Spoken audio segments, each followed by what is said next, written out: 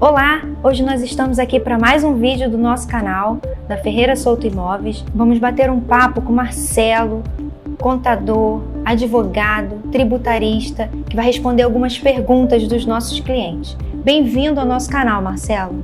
Olá pessoal, obrigado pelo convite, obrigado por estar aqui.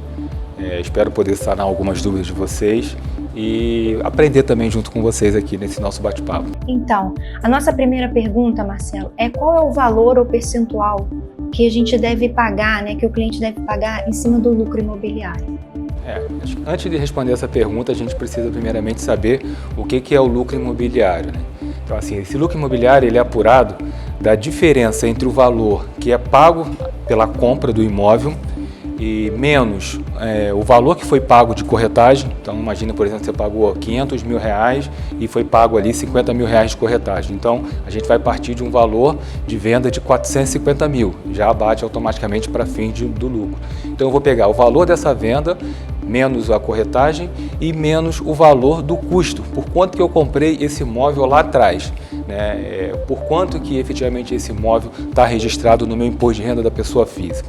Nesse custo eu posso, no momento em que a pessoa compra o imóvel, imagine, por exemplo, esse mesmo imóvel que nós vendemos por R$500 mil agora, eu comprei lá atrás por R$200 mil. Então eu dei R$200 mil para a pessoa que me vendeu e eu tive alguns outros gastos também, por exemplo, com o ITBI, todos os tributos envolvidos na transmissão, se eu paguei a corretagem também entra. Então todos esses custos, ele compõe o custo do imóvel para fins do lucro imobiliário lá na frente.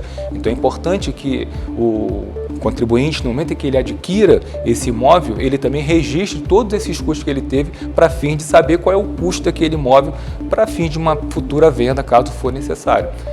Outra coisa também que compõe o custo são as benfeitorias que são realizadas no imóvel. Então, por exemplo, você comprou um imóvel onde precisava de uma obra, comprou por R$200 mil, mas você gastou R$50 mil de obra, esses R$50 mil compõem o custo também para fins para você apurar o lucro imobiliário na operação. Então nós vamos chegar ao custo, depois que chega esse custo, pega a diferença dessa venda. Essa diferença do custo e da venda é o que a gente chama de lucro imobiliário. Então, hoje o percentual, antigamente era só 15% em cima de tudo. Teve uma mudança legislativa que passou a ter uma progressividade nisso. Então a gente tem um lucro imobiliário até R$5 milhões, é lucro imobiliário, não é a venda, tá? É o lucro imobiliário. Então, nesse lucro imobiliário, hoje a tributação está em torno de 15%, até 5 milhões. De 5 milhões e 1 até 10 milhões, nós vamos pagar 17,25%.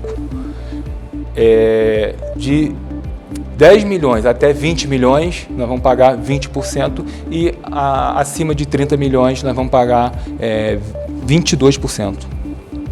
Entendeu? Então é mais ou menos tem um escalonamento aí nessa taxa, mas só sobre o lucro, tá? Entendi.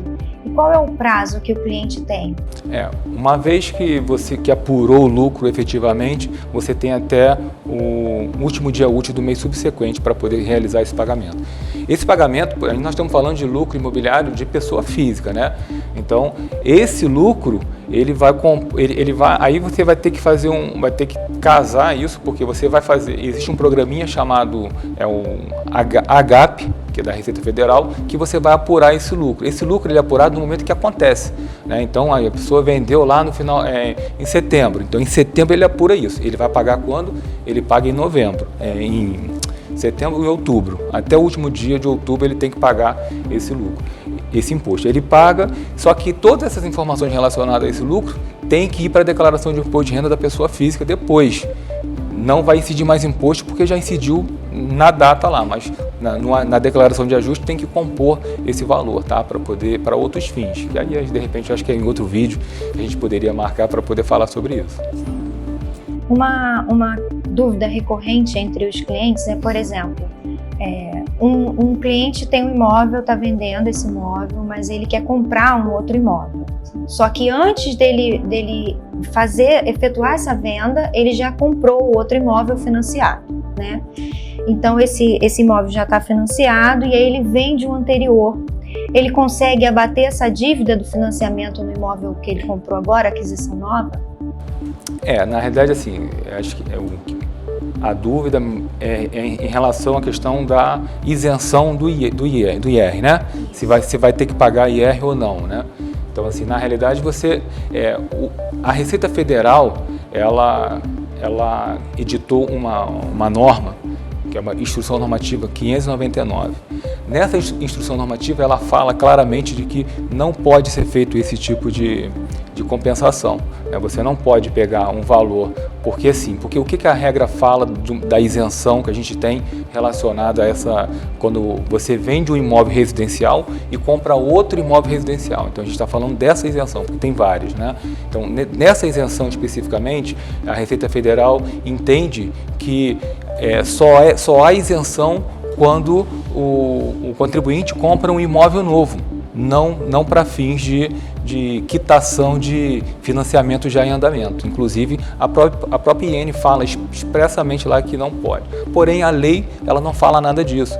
Então, uma vez que a lei fala uma coisa, porque a norma da Receita Federal é somente regulatória, então ela não pode criar regra. Quem cria a regra é a lei. Então, isso chegou ao Judiciário e o STJ já pacificou a matéria falando que sim, pode sim. Então, hoje o contribuinte que pega imagina, por exemplo, eu vendi por R$500 mil, tá? Comprei por 200, vendi por 500, tive um lucro de 300. Se eu pego esses 500 mil todo, né, que foi o total da venda, e aplico na compra de um outro bem imóvel, na quitação de um bem imóvel residencial que já estava em andamento, também nesse caso também há isenção do imposto de renda, coisa que a Receita Federal não aceita. Então, às vezes, o que pode acontecer da Receita Federal é criar algum tipo de empecilho, porém, o Judiciário é certo a gente conseguir anular, então, assim, é bem tranquilo em relação a isso. Então, assim, a jurisprudência é completamente pacificada nesse sentido. E, por último, agora, eu vou pedir ao Dr. Marcelo uma dica de o que os nossos clientes podem fazer para economizar, né, e melhorar os seus investimentos, além de procurar um tributarista como ele. Na minha visão, eu acho que a coisa mais importante quando a gente fala em investimento é justamente nos cercarmos de pessoas competentes para poder nos auxiliar, seja os corretores, né, contadores, advogados, pessoas que realmente possam nos dar segurança para poder tomar a decisão. E o mais importante, que eu acabo até tendo isso como exemplo lá no meu escritório, é que tem um cliente que me paga mensalmente, que tem a nossa assessoria, porém só vai me falar, só vai me consultar depois que já fez. Então, além de você se cercar de pessoas confiáveis e competentes, você também tem que perguntar antes de fazer, né? Eu acho que isso aí é super importante para que a gente possa direcionar. Nessa matéria de imóveis, a gente tem várias situações tributárias que a gente pode reduzir ou aumentar a carga tributária do contribuinte. Então, assim, como exemplo, imagine uma situação, não sei se vocês sabiam, mas a pessoa que tem um único imóvel e ela vende esse único imóvel por um limite até R$440 mil, nesse caso não há incidência do ganho imobiliário. Então, mesmo que ela tenha comprado esse imóvel por R$50 mil, se ela vendeu até R$440 mil, um único bem imóvel, e aí não há necessidade de ser residencial.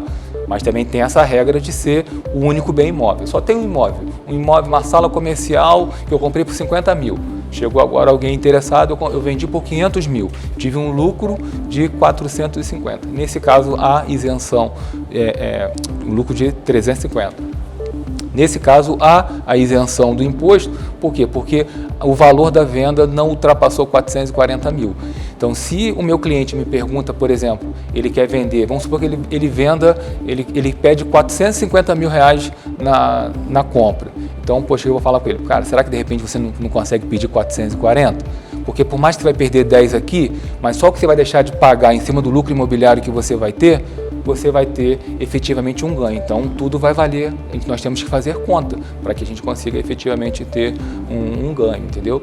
Então, assim, existem muitas situações, outra situação bem interessante, que é justamente a constituição de uma empresa administradora dos imóveis próprios, né? Que tem pessoas que o investimento dela são imóveis, ela tem 10 apartamentos, 15 apartamentos, então também seria uma atitude para fins de diminuir o tributo, porque Hoje essa pessoa que tem os imóveis na pessoa física está pagando 27,5% de tributo. Já na pessoa jurídica pagaria efetivamente 12, 15, a gente teria que fazer um cálculo para poder ver. Mas assim, hoje ainda seria mais vantagem para ela ter uma pessoa jurídica do que tributar isso na pessoa física.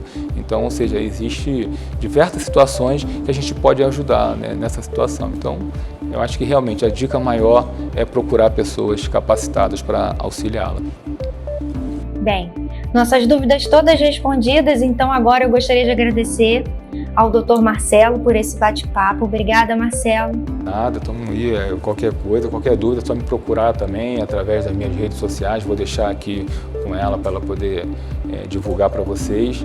E assim, estou aberto, qualquer dúvida é só mandar qualquer tipo de pergunta que a gente responde. Se você gostou do nosso vídeo, não esquece, se inscreve no nosso canal, deixa o seu like, coloca aqui nos comentários quais são suas dúvidas que nós iremos responder todas, ativa o sininho para você ficar por dentro de todas as notificações que acontecem aqui e não esquece, investe em Niterói.